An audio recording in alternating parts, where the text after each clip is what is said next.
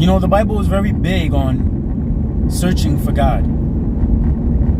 There are scriptures that emphasize the importance of seeking God. And Yahowah always speaks about that. You know, search for me, look for me. You know, set your heart to search for the Almighty. Set your heart to seek the true God. How does somebody search for God?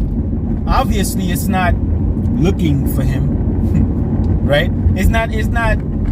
Let me see if I can find God. No, it's a type of seeking that you would put quotation marks around. So how do you search for God?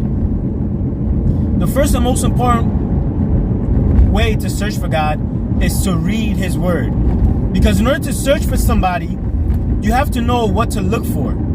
And you can't know what to look for if you don't know what that person is like, what he likes, what he doesn't like. You know, so the first thing is to know the characteristic of God. And the only way you can do that is by reading His Word.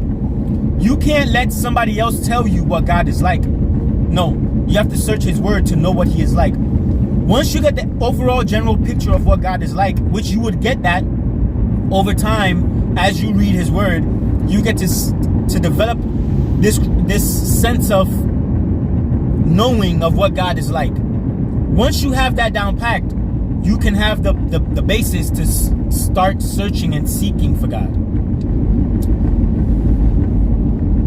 The second way you can search for God is through prayer. Now, once you know what He is like, you have to pray to Him. But prayer without belief is garbage. It goes out the window. And also prayer without knowing what God is like, it also goes out the window. So for example, if you pray to God and you believe God is an idol, that prayer is useless because your notion of what God is not correct. So that's why I said, first and foremost, you have to read the Bible.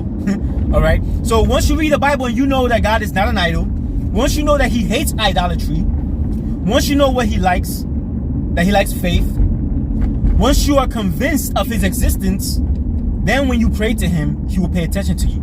So if you don't have faith, you can't search for God without faith. You have to first know that He exists. Once you know and are convinced and have a like you're confirmed in your faith that He exists, that He is the one true living God, that He's more real than you yourself are. He's more real than any of us. Once you are convinced of that, when you pray to Him, that's when He will let Himself be heard by you. He hears you regardless, but He won't pay attention to you unless you believe that He is there. Now, you're going to get to a point where you don't believe anymore. You're going to know.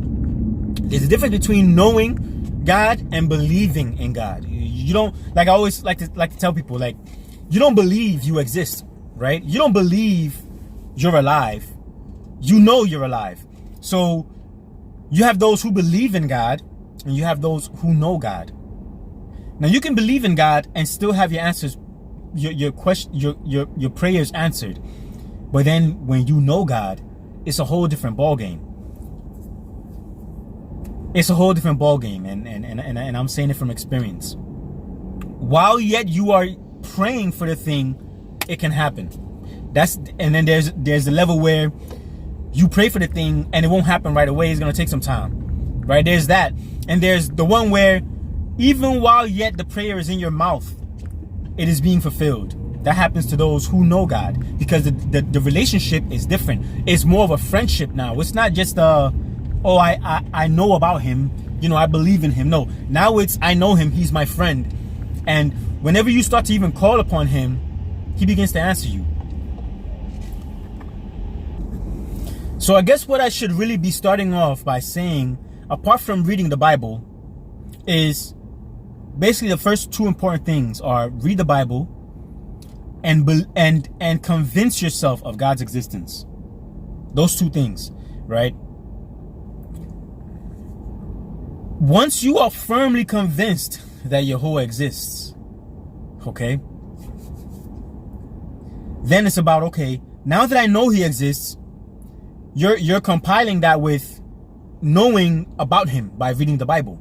So you know the God who exists, who is here, you know He doesn't change. So His word about Him is still the same. Even though the Bible is an ancient book, it's still the same God. So his character does not change. So you're learning about the God who exists today, who has always existed.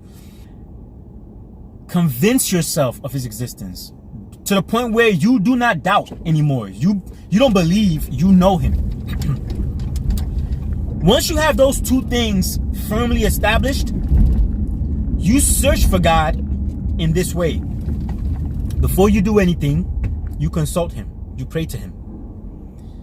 There's a beautiful girl that you like, and she's got you heart-struck, right? Heart-struck. Like you are infatuated with this girl. You are in lust with this girl. Lust is fine, okay? God created physical beauty for a reason. All the attributes that come with physical attraction, God created it. So it's not sinful. It's only if she belongs to another person, then you can't desire her. But if she's single, you can lust after her. But you can't do anything with that lust until she becomes yours, right? Which I've also made a video about prostitution and premarital sex and those things. If you know my channel, you already know what I know. It's not what I believe, what I know. Okay.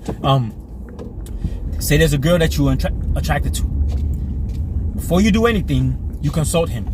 You want to make a business move, you consult God first. Before you eat, you pray, you thank God. When you wake up, you thank God.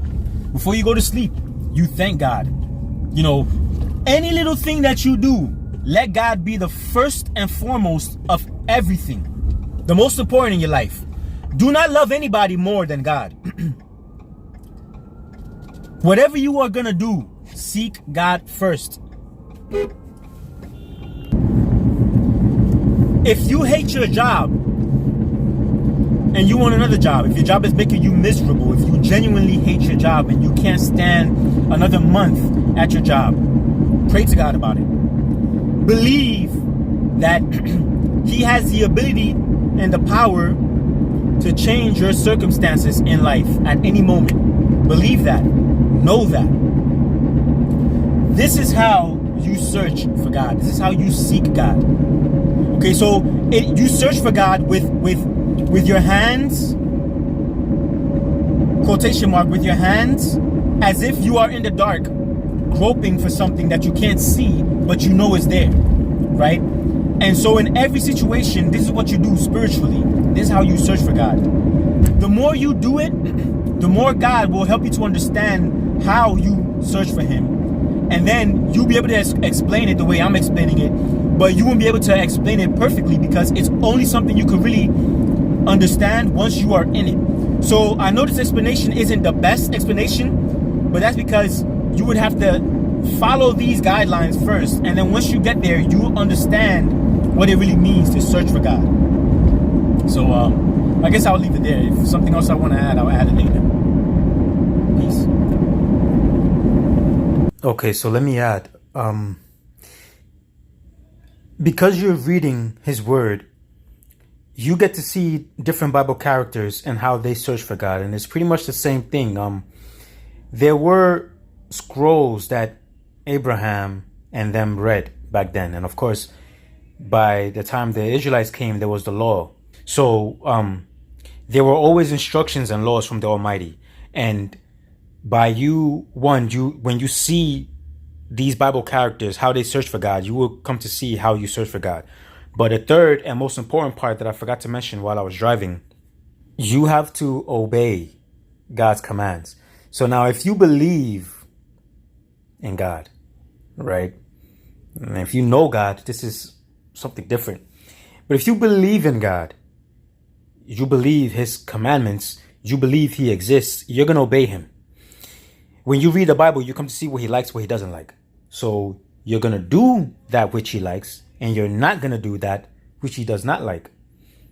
That is part of seeking God, right? You respect him, so you keep and obey his commandments. When you do that and you pray to him, your eyes of faith would be a lot stronger, and God will see the genuineness of your heart, because you believe in him, you're keeping his commandments. Because you're keeping his commandments, he's going to hear you. And one of his commandments obviously is to exercise faith in him. You're going to exercise faith in him. You're going to keep training your faith in him to the point where you actually see him. You're as good as seeing him. And then God will pay attention to you. And what God is going to do is he's going to draw you closer to himself. So don't worry about that part. God is going to take care of that part. As long as you as long as you take those initial steps, do those prerequisites, you'll be fine. You'll be fine. He's gonna lead you to him, and you don't be surprised when it starts to happen, because if you're surprised, then it means you're shocked that God actually exists. No, do not be surprised. He's there. So he starts doing it, just smirk and be happy and keep searching for him. Okay, peace.